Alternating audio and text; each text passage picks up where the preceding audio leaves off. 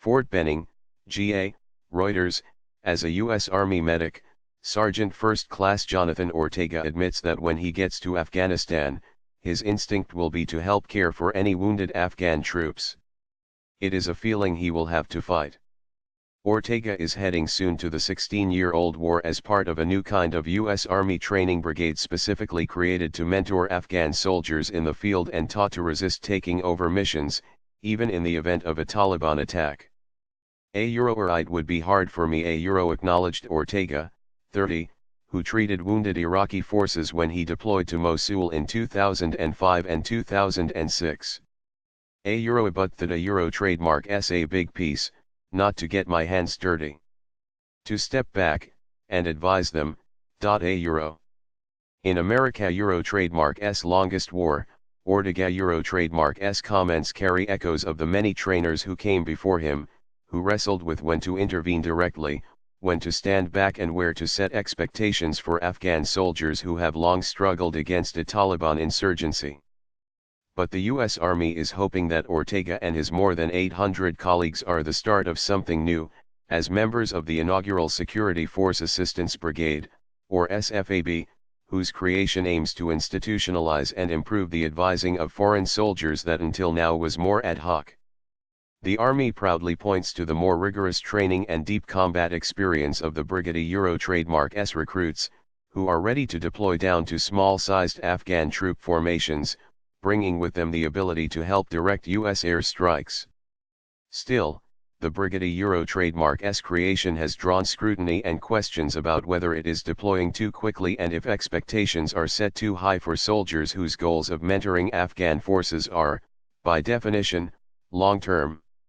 A trademark an evolution, not a revolution, said Jason Amarine, an Afghan war veteran and a fellow at the New America Foundation think tank in Washington, who broadly supports the SFAB trademark creation.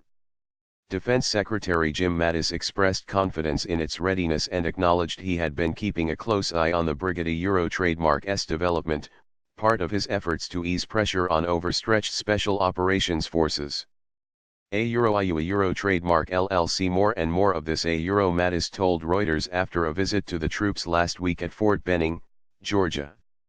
The deployment in the coming weeks is another sign of deepening U.S. involvement in Afghanistan under President Donald Trump, even as critics warn his military cannot promise to defeat the Taliban anytime soon or overcome Afghanistan trademark's vast political divisions and entrenched corruption.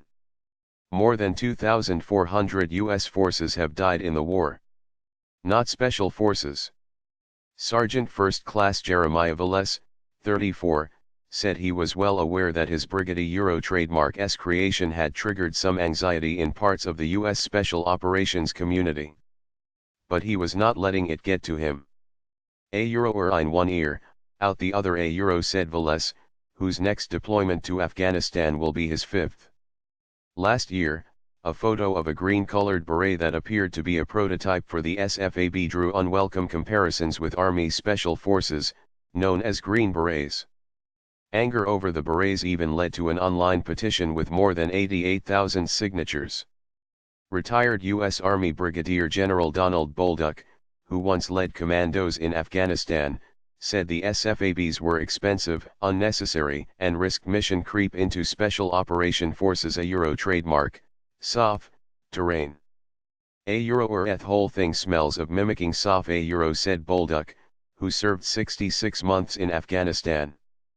The Army, which ultimately chose a brown beret for the brigade, has stressed the SFAB is not special forces, whose responsibilities typically include training foreign militaries, particularly commandos. The SFAB trademark's debut reflects an attempt by the Army to deal better with open-ended counterinsurgency battles in a way that does not undermine growing U.S. focus on high-end military challenges from China and Russia. By creating 6 planned U.S. Army training brigades, the Pentagon hopes to let other brigades and Special Operations Forces prepare for different missions. Army Chief of Staff General Mark Milley has championed the SFABs as a way to institutionalize a role the Army performed more haphazardly during the war, ripping apart brigades to find soldiers to train Afghans. We were pulling it out of our butts, so to speak. A Euro Millie said at the Brigade Euro trademark's activation ceremony at Fort Benning last Thursday. A Euro, we made it happen. But it wasn't a Euro trademark T as good as it could have been. A Euro. The longest war. First Sergeant Sammy Walker, who deployed 4 times to Iraq, bristles at the idea of walking away from Afghanistan or Iraq and points to the sacrifices of friends who lost their lives. A Euro or E over the years, 16 years, you start counting back how many people Euro trademark VE known who have been hurt or killed. ETA Euro trademark S a lot of people. A Euro, said Walker, part of a team of SFAB logistics advisors. Trump long identified with war-weary Americans skeptical about the Afghan war, even advocating a pullout. But faced with the risks posed by the Taliban, he reversed himself and last August approved a more aggressive war strategy. Yet a battlefield defeat for the Taliban seems distant. A Euro am not entirely convinced that the SFABs are going to make a strategic difference in winning the war. A Euro, said Seth Jones, an expert at the Center for Strategic and International Studies. He said a best-case scenario would see the Taliban realize it cannot win, leading to peace negotiations. Walker and his team are well aware of Afghanistan Euro trademark's many shortfalls, including accusations of corruption. But they are taking a longer view. Euro or everything takes time. Euro, said Sergeant First Class Keisha Jump, another SFAB advisor. Euro or at Euro trademark's just baby steps. Euro.